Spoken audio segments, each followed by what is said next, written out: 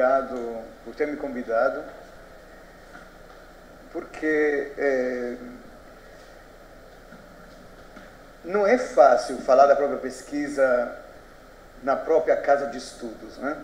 Saibam disso, vocês depois vão ver um dia quando serão professores, é muito difícil. Então, para mim, é uma bela ocasião de poder dialogar com vocês. A minha contribuição vai ser dentro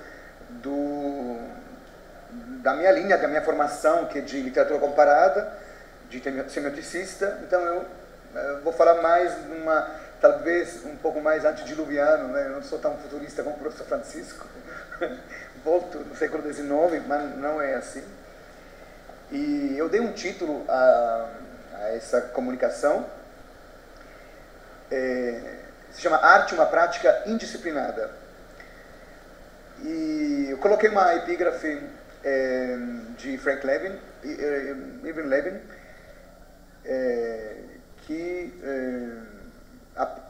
que dá um juízo a propósito de Frank Stella, um famoso artista plástico. E diz assim: afinal, quando afirmo que Frank Stella fala demasiado, porque o título desse artigo é sobre um prêmio que Frank Stella tinha recebido, e o título é Frank Stella fala demasiado. Afinal, quando afirmo que Frank Stella fala demasiado, quero dizer que não sei se ele deveria merecer este prêmio como pintor ou como poeta. E bem sabemos que Frank Stella não escreveu poesia. Bom, vamos começar o texto para eu ficar mais ordenado comigo mesmo, não tem nada a ver com nada, é só para uma minha ordem mental. Já em outras ocasiões, discuti a relação entre texto literário e visualidade, cultura letrada e gêneros menores, literatura e meios de comunicação de massa. Me ocupei de novelas, por exemplo, de folhetim, como mecanismos não apenas televisivos, por exemplo. Tais atividades do sistema cultural, consideradas em alguns momentos como impuras, tinha chamado a minha atenção como comparatista. Em outro breve ensaio, de alguns anos atrás, apontei que as fronteiras entre gêneros, discursos estéticos, e especificamente entre texto e imagem, são apenas, eu chamei assim, limites imaginários, construídos erroneamente para fazer do sistema cultural um esquema estéril e binário, que se apoiaria na ideia de separação e que só endureceria as fronteiras e os limiares. E é interessante observar, por exemplo, como, ao lado dos estudos sobre a intermedialidade de Klaus Kluwer, o panorama crítico tem enfatizado, com certa persistência, a correspondência, ou talvez seria melhor dizer a confluência, entre as artes. Uma correspondência, para ficarmos nesse termo de memória baudelariana, que o espaço universitário não admite com facilidade. Talvez seja um pouco polêmico, mas vejam nossos cursos aqui da casa. Se tem teoria da arte romântica, é só pintura romântica. Bem difícil que se faça outro argumento. Se pensarmos em Diderot, com seus ensaios sobre a pintura, ou ainda em quase toda a produção crítica e poética de Baudelaire, e ainda mais nas propostas teórico-poéticas de Paul Valéry, o que emerge é que o texto, com T maiúscula, literário e não literário, eu entendo o texto como qualquer manifestação estética, é um fato cultural. Isso sublinhado pelo Gerard Genet, por exemplo, e representa um produto artístico, estético, cultural, indissociável das relações que o compõem com outros sujeitos artísticos, estéticos e culturais. Um pouco nessa linha de um conhecimento mapeado e global, como foi proposto pela palestra anterior. Aquela, por exemplo, para mim, é um texto, aquela poesia visual, da liberdade. Além disso, para Roland Barthes, o literário não pode mais ser considerado como a imposição da letra, enquanto litera, né? Mas deve ser pensado como algo novo, dizia já Roland Barthes 20 anos atrás, né? Pelo menos 20 anos atrás. Porque concorrem nessa ideia campos simbólicos outros, que não se detêm numa especificidade literária tradicional. A partir disso, o comparatismo, apesar que esse termo, essa nomenclatura seja muito mal vista, mas eu nesse campo prefiro esse termo que não literatura comparada, porque a ideia de literatura comparada seria demasiado vinculada à ideia de literatura clássica tradicional. Esse comparatismo se encarregou de questionar os limiares, as fronteiras, as margens, mas tudo isso a favor de revitalizar o sistema cultural. Afinal, as interseções, os entrecruzamentos, as interrelações, que são o material vital para o comparatismo enquanto ciência, são também os sinais, os traços, as marcas daquele ritual da hospitalidade, que é um termo belíssimo que usa Jacques Derrida, que preexiste em qualquer fenômeno cultural. Não existe um fenômeno puro. Não existe, assim, por exemplo, essa ideia de impureza. A impureza é a conditio sine qua non do fenômeno cultural. Nesse sentido, considero a metodologia comparatista, que se apoia na abundância prolífica desses processos inter- e transtextuais, como uma necessidade educativa, por tratar-se de uma consciência renovada da riqueza inesgotável de qualquer fenômeno cultural.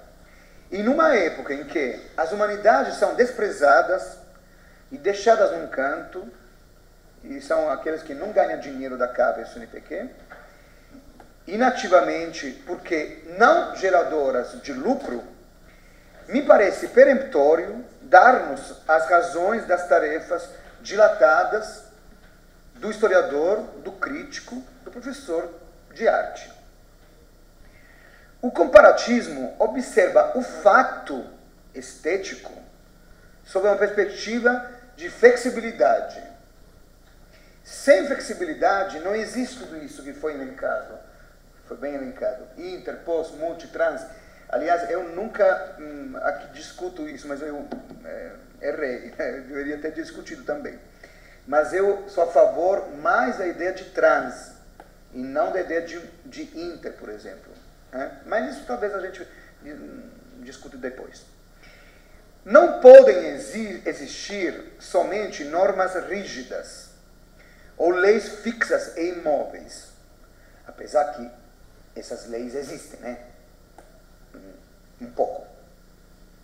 Pelo contrário, para o comparatismo, a obra deve ser lida, interpretada e considerada como um constante ultrapassar limiares e fronteiras. E por isso eu parabenizo essa escolha do título. Eu já disse ontem, mas de verdade, essa do limiar deveria ser um pouco como uma bandeira a ser levada em frente por vocês dentro da sala de aula. Eu acho que a obra deve ser lida, mas não é só uma minha ideia, né? Graças a Deus, eu diria. Uma transgressão infinita, o que eu chamo de uma ultrapassagem, porque o texto se apresenta, texto, sempre texto, qualquer texto, como lugar de trânsito. Trânsito. Nessa transitoriedade, que faz a diferença, né, da metodologia que eu estou utilizando, não se trata de relegar o texto artístico para uma simples explicação. Apesar que tem coisa que diz o professor Francisco antes que eu gostaria depois de retomar. Ou seja, Não é que eu tenho só que dizer do texto o porquê do texto, ou porquê. Apesar de que isso seja um fenômeno da filosofia da arte necessário também. Mas, antes do que isso, é procurar as afinidades seletivas para que estas afinidades funcionem como elementos e pontos de conexão ou de desdobramentos. Essas afinidades que existem entre textos, entre texto literário, poesia visual, entre uma proposta estética concreta ou menos, sugerem, professora, acho que chegou, sugerem, indicam, mas não tem que explicar, pois uma explicação, qualquer explicação, fecharia, por sua definitividade, o círculo da produção e da recepção da mensagem. Essas afinidades realizam, ao contrário, um acréscimo produtivo que dilata a interpretação do texto e as imagens que nele se produzem. Então, a imagem, nesse trabalho de pluralização, é reveladora de um ponto obscuro, inexplicável por completo, que reenvia a uma ideia de alteridade que foi discutida pelo Lévi-Strauss, pelo Blanchot, pelo Paul Ricoeur e outros. Portanto, a imagem que emerge do texto, ou seja, do que é composta essa textualidade, não é redutível a uma impressão visual. O que senti, o que percebi, é limitativo isso. Um close reading, por exemplo, não é só uma emotive reading. Tem muito mais de trabalho no meio.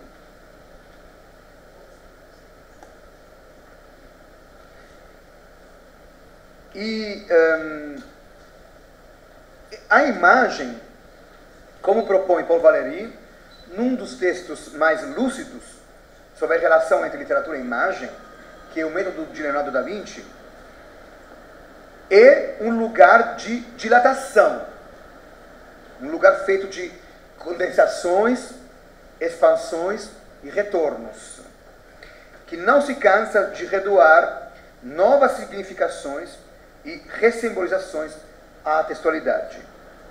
O texto resulta, assim, sempre num transtexto, num lugar de trânsito, como já disse antes, né? Nessa transtextualidade, cada campo epistemológico não perde sua própria singularidade. Roland Barthes chama esse efeito, né, como neutro, como neutralidade. Talvez essa nomenclatura anule a significação de presença de campos diferentes.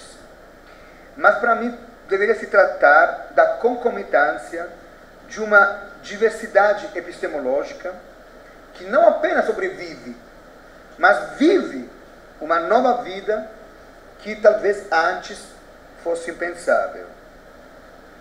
Essa transtextualidade, feita de vida nova, é também um espaço novo em que as artes dialogam entre elas e dialogam também com sujeitos, produtores e leitores.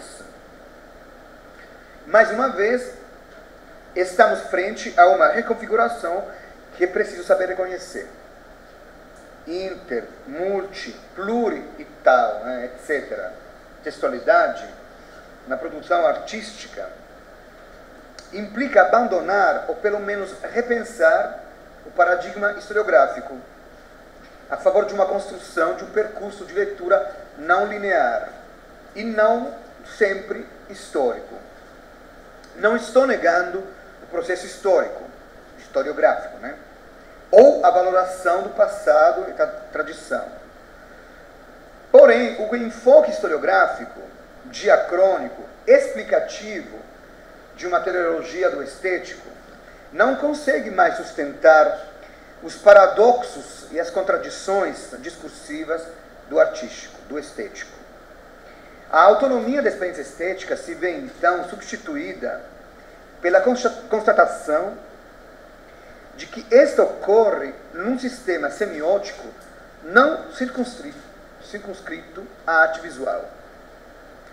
Além disso, o sistema artístico resulta finalmente reconfigurado segundo valores que contradizem uma perspectiva evolucionista.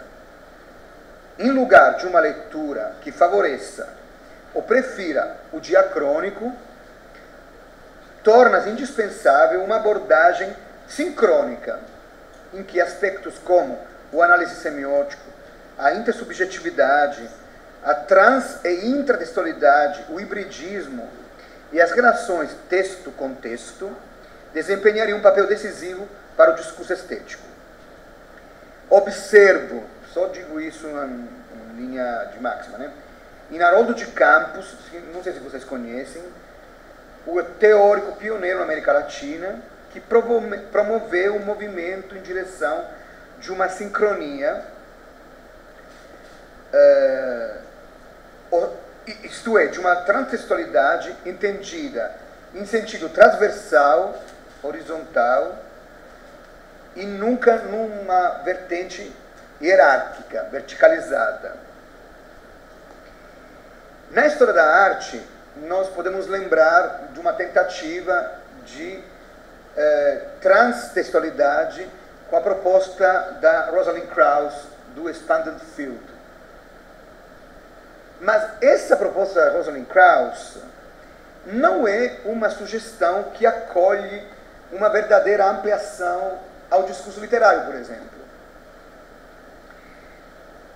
Então, assim, eu acho que muito foi feito pela semiótica, do ponto de vista teórico. Omar Calabrese, Jean-Marie Floch tentaram abordar a relação entre imagem e texto, segundo a perspectiva da semiótica visual e cultural, e a partir de uma pergunta insidiosa do porquê, né?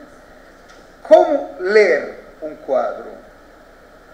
O texto escrito, dizia Louis Marin, tem uma presença visual assim como a imagem.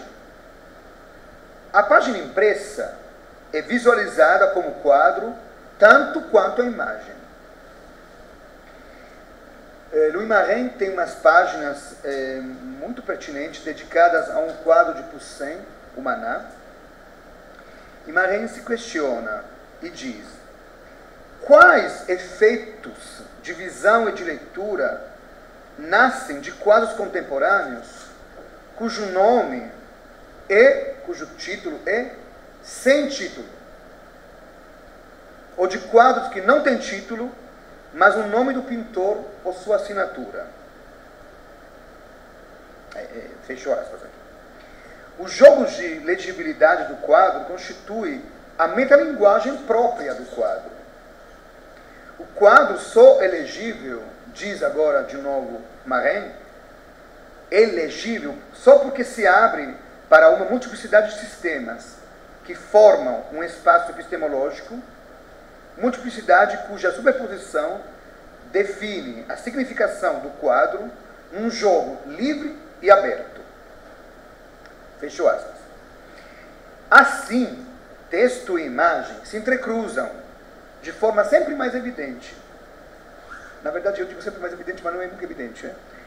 E seria suficiente pensarmos nos processos mediáticos de videoarte, dos mecanismos da TV, do cinema, ou de outros suportes tecnológicos, para observar a prepotência das imagens nos processos de conhecimento e de realização estética contemporâneos. Um exemplo deste hibridismo e desta multiplicidade de formas e discursos pode ser reconhecido num romance. Agora passo para o meu campo de estudo. Na literatura. É um romance de Severiano Santiago. Não sei se vocês conhecem Severiano Santiago, né? Tem um romance que se chama Stella Manhattan, de 91. E aqui, nesse romance, que aliás é mineiro, de fora, é possível observar que arte e literatura não são apresentadas sendo como equivalentes, como sistemas binários, mas que o texto absorve sinais e vestígios tanto do imagético como do político. E nesse romance, Stella Manhattan, as pregas, as feridas, as rasuras, a dobra, né, o dobrável, o dobradiço, são os protagonistas principais. E estas dobras são quase mais importantes que os próprios personagens do romance, que é um grupo de exilados brasileiros homossexuais que em Nova York projeta um golpe contra o adido militar do Consulado do Brasil, que, ligado aos militares responsáveis do golpe de 64, mantém uma identidade secreta. Ó, vejam bem, as identidades nesses romances são múltiplas. E se há um só corpo, há também uma pluralidade de corpos e de identidades, de transformações corporais, transtextuais e transexuais. A sexualidade emancipada e o empenho político multiplicam as identidades num jogo de espelhos, de citações, de máscaras, de coágulos, eu chamo, que desembocam numa percepção do corpo, como faz aqui a professora Bia Medeiros, como texto artístico, como materialidade estética, como grumos de cores e de papel. As personagens de Stella Manhattan, que um pouco lembram os emigrés de Cortázar, do Jogo da Amarelinha, conversam avidamente sobre questões culturais e ideológicas de uma época efervescente, que foi marcada pelos parangolês, por exemplo, ou pelo teatro orgiástico de Martínez Correia, Celso Martínez Correia, pela imprensa da contracultura brasileira, pelas bonecas inquietantes de Hans Bellmer, e agora daqui a pouquinho vou mostrar. E tem um fragmento que quero ler, que é um fragmento do diálogo dessas personagens, né? Marcelo, que é um dos personagens de Stella Manhattan, evoca uma comparação do momento enquanto fala, porque é um romance político e um romance também ensaio, né, ideológico sobre as artes, sobre o futuro das artes. E só que nesse romance ele pega uma questão desse grupo de gays que estão tentando revitalizar uma forma de arte. E essa conversa me parece bastante paradigmática. Vou ler, é pequenininho esse trecho, não coloquei, esqueci de colocar, mas diz assim: gosto de Albers. Depois eu mostro também, que é a primeira slide. Me lembra coisa de Lygia Clark. Só que na sua série de bichos, Lygia foi mais longe. Misturou a precisão geométrica de Albers com a sensualidade orgânica das bonecas de Bellmer. Albers ficou sempre nos jogos tridimensionais, dentro da superfície bidimensional. Mas Lygia descobriu a dobradiça que deixa as superfícies planas se movimentarem com a ajuda das mãos do espectador. Os olhos vêm depois para apreciar a combinação que foi conseguida. Lygia requer primeiro o tato do espectador, só depois a visão. O sensualismo do contato do corpo com a obra de arte, do desejo com o objeto, para melhor compreendê-lo. O ideal é que a obra de arte seja consumida por todos os 5 sentidos ao mesmo tempo. E agora podemos ver algumas... Não, só para dizer que não estou só falando um texto, porque no mundo das artes tem que ver, né? Então, as primeiras 13 slides que vou mostrar... Gabriel, vem aqui ajudar o povo de Deus. Apaga um pouquinho. A primeira slide são, na verdade, textos imagéticos famosos, né? A primeira é do Albers, é uma dessas suas leituras. Pode ser também totalmente por 30 segundos, né? Aqui é Homage to Square, do 69, do Albers, que aqui é citado no livro, né?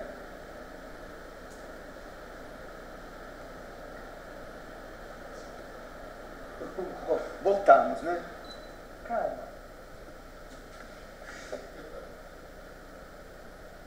segunda imagem. Gabriel, vai a segunda imagem? Não vai?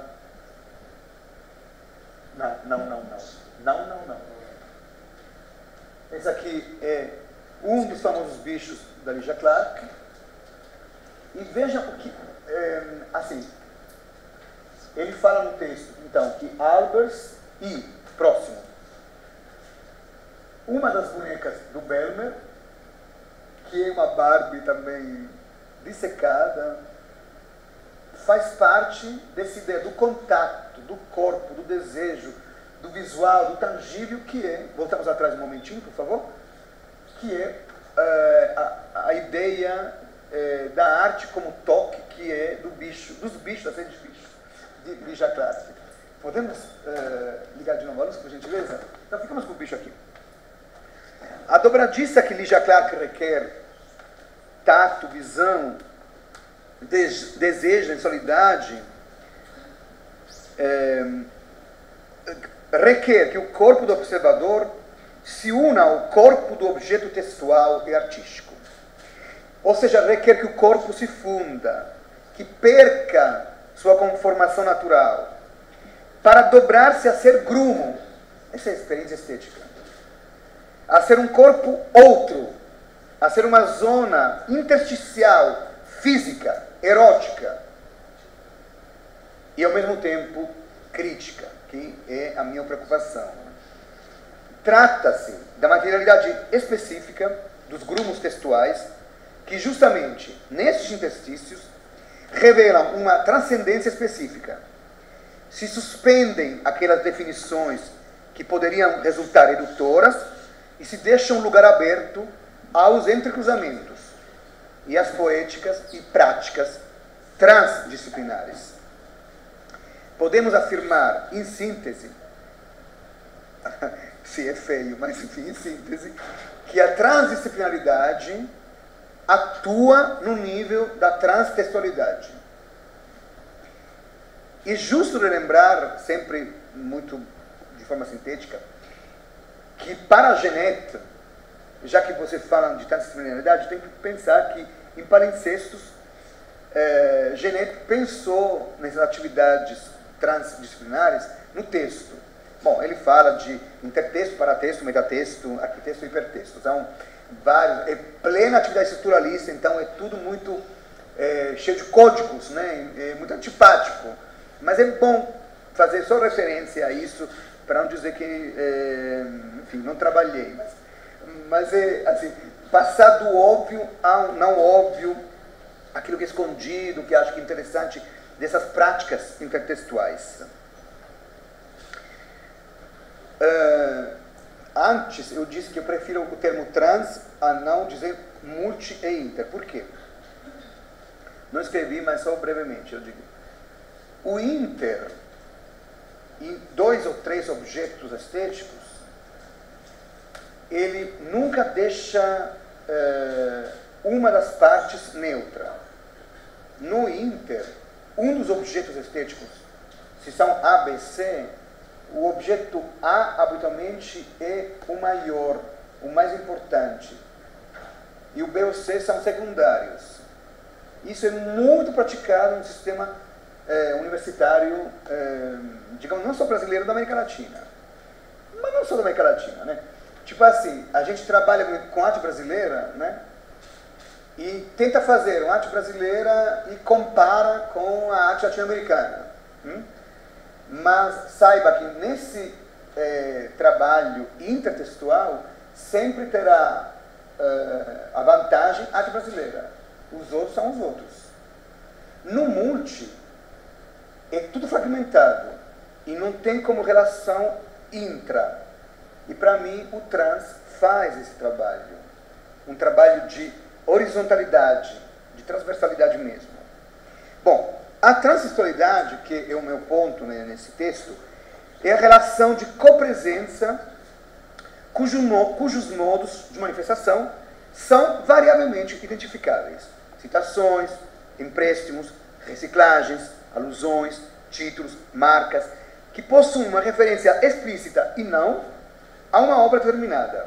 E agora eu vou mostrar, não vou ler porque cansei de ler. Apaguem agora, por gentileza. Vamos para frente? Ainda mais? Aqui. Por exemplo, todo mundo conhece Las Meninas de Velázquez, né? E todo mundo comenta. Foi o texto mais comentado na crítica contemporânea. Veja, não existe professor que não comenta Las Meninas de Velázquez sem a referência, por exemplo, a um texto belíssimo até, de Michel Foucault, por exemplo, sobre a renovação da linguagem, do idioma e tal, analítico. Mas também tem um texto maravilhoso que discute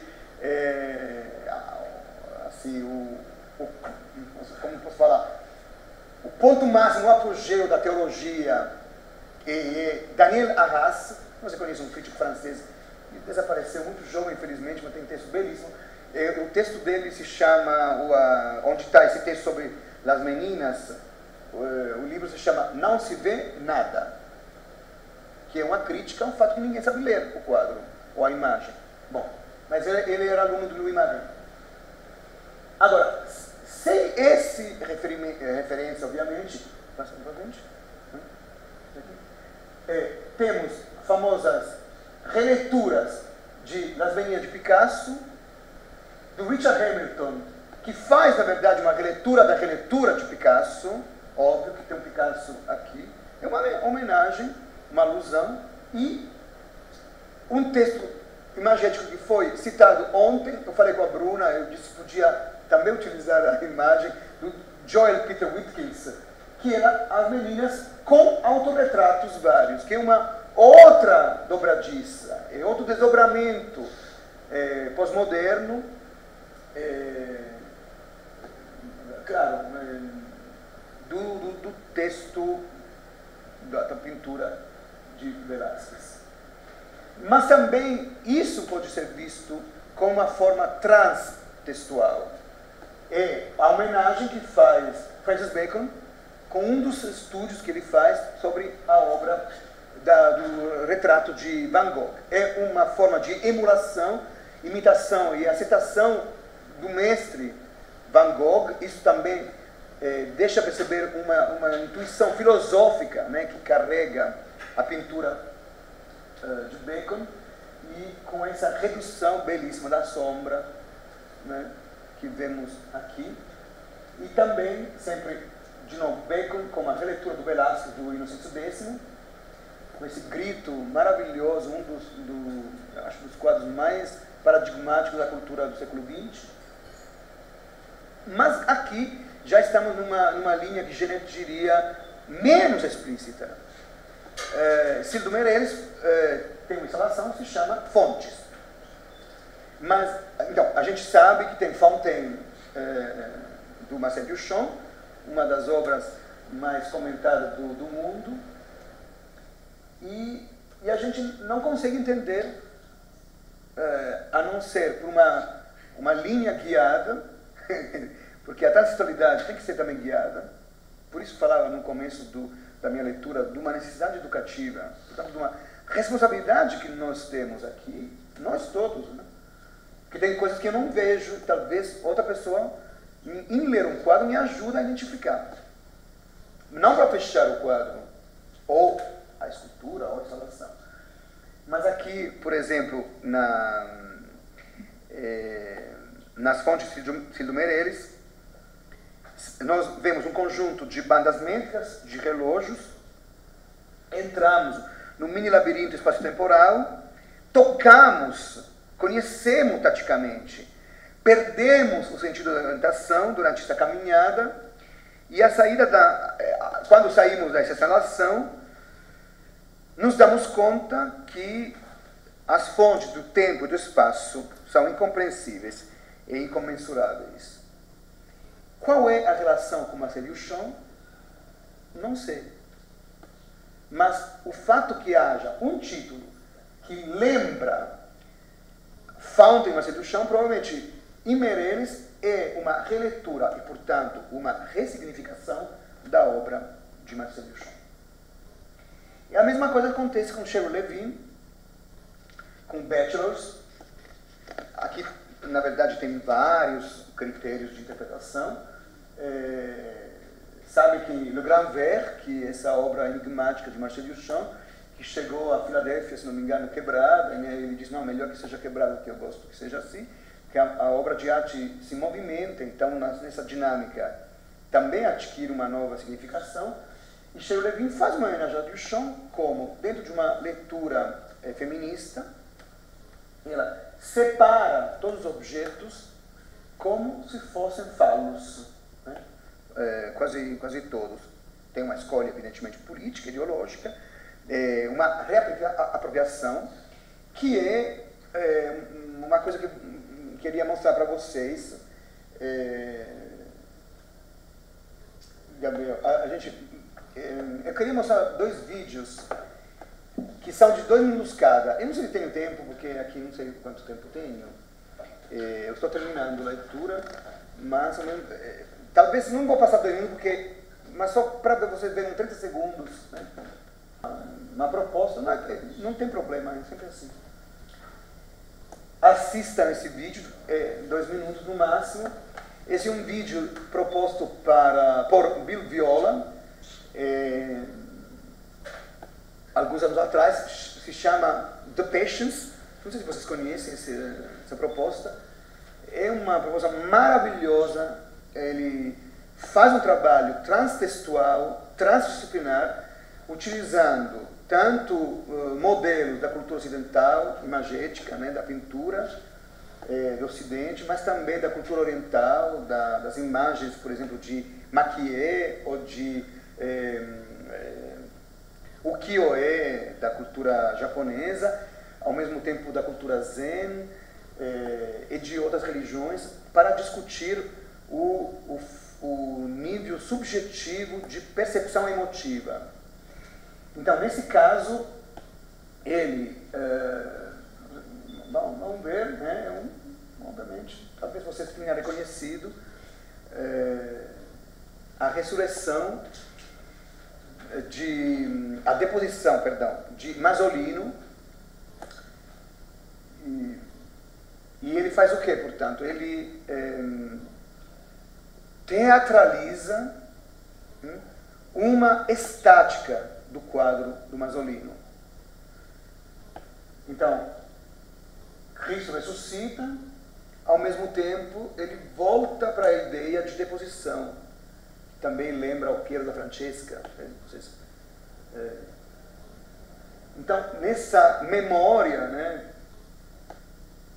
que é recontextualizada, há como uma indagação do percurso dos afetos, né? E a o outro vídeo, sempre, essa instalação de vídeo arte que foi feita pelo Bill Viola, foi feita no Museu Goethe em 2001, se não me engano.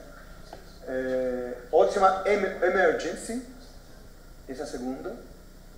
Não, a primeira era Emergency, essa aqui é The Quintet of the Astonished. Isso aqui é maravilhoso, é mudo, né? Ele pega um quinteto que faz parte da deposição da cruz de Hieronymus Bosch, pelo menos essa aqui é uma das referências, e ele vitaliza utilizando o vídeo, a videoarte, como uma possibilidade de demonstração da dinâmica dos sentimentos. E aqui há uma contemplação, por exemplo, na parte do terceiro, né, que é justamente no meio do vídeo, e que como aceitação dentro da cruz, em Hieronymus Bosch, e os outros que sofrem. O sofrimento é dado em câmera lenta, em slow motion, mas dentro de uma contemporaneidade absoluta, até o relógio é colocado em evidência. São 20 pequenos vídeos. Alguns deles, por exemplo, é muito difícil, muito complexo reconhecer, se a gente está desejando reconhecer um método trans, né, como esse método de texto original, digamos assim, é difícil mesmo, a não ser de um conhecimento apurado da cultura zen nos outros, ou também de imagem da fotografia, do Muybridge, de outros. Acho que podemos interromper aqui. E vou, assim, para terminar,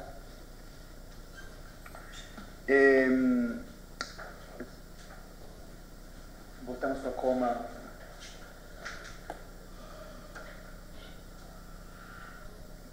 Podemos, não sei se tem outra coisa. Tem um Sherry Levine, eu acho que coloquei. Não, deixa aqui. A última slide será Sherry Levine, o famoso After Walker Evans. Você todo mundo conhece, né?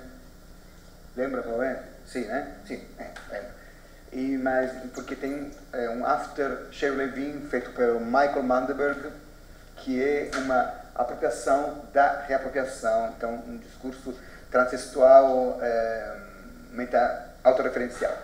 Bom, todas as aproximações transtextuais não são mutuamente excludentes e nenhuma pode se considerar definitiva ou totalizante. Isso para dizer da importância da nossa leitura própria, do processo de leitura que carrega consigo um processo de memória, de contexto, de conhecimento, ou também de surpresa, ou de choque e tal.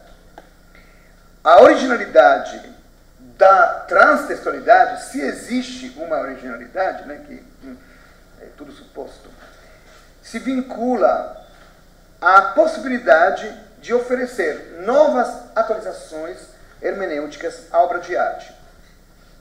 Barthes afirma no Rumor da Língua que as possibilidades interpretativas do texto sempre excedem as da obra, que se fecha sobre o significado. E seu campo de ação se realiza segundo um movimento social de desligamentos, cruzamentos, variações. Isso é os limiares, são os limiares. Por consequência, a lógica que regra o texto não é compreensiva, mas metonímica. Gênio, Roland Barthes é um gênio para mim. Ou seja, não é compreensiva, quer dizer, não é que eu dou um significado e fechei a obra de arte, é isso. Mas é metonímica, reenvia sempre a outro. Portanto, a transtextualidade, por natureza, pode gerar só uma interpretação plural e ambígua. Trata-se de uma ambiguidade ditada pela consciência de que não existem textos que obedeçam a regras de previsibilidade lógica. Os meios, os processos, os significados qualificam os textos na constatação de uma pluralidade sígnica que realiza o próprio plural de sentido. Roland Barthes dizia um plural irredutível. Considerando que o texto é etimologicamente um tecido, os significados que o constituem têm como resultado ser uma estereografia textual. Os sistemas semióticos, as linguagens e os códigos estéticos se materializam de modos diversos. Instalações sonoras, pinturas, videoarte, performance, livros de artista, citações, manchas, reescritas, epígrafes, borrões.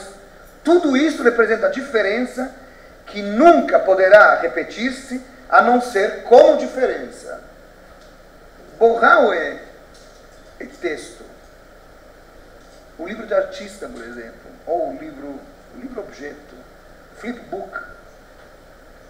As metáforas da passagem, do transporte, do trânsito, que eu dizia no começo, da transferência, da tradução, da transposição, do translado, mas também da estadia, corroboram tanto a ideia de mudança como sua permanência e definem a obra de arte. A transtextualidade pluraliza e amplia sincronicamente o texto. Trata-se de uma operação especificamente comparatista, porque pressupõe um processo de análise e de síntese, como eu tentei fazer quando comentei um pouco Bill Viola. Um jogo duplo, ou uma dupla condição, um jogo reflexivo, que autoriza a ler a obra de arte sob o olhar de uma nova poética, pois oferece-lhe uma instância dilatada, a possibilidade de uma prática aberta, inerente ao próprio objeto. Eu falei de nova poética, na verdade não sei quanto seja nova essa poética, porque eu estou falando de autores, críticos, que falaram disso nos anos 70, 80 e 90. Só sabemos que ela consente, essa poética, não reduzir o discurso artístico, porque a arte não é senão uma prática, aliás, uma questão indisciplinada, rebelde. Isso me parece um grande desafio, a qual não podemos nos esquivar como críticos, teóricos, historiadores da arte. Aqui termino e agradeço de novo pelo convite. Muito obrigado.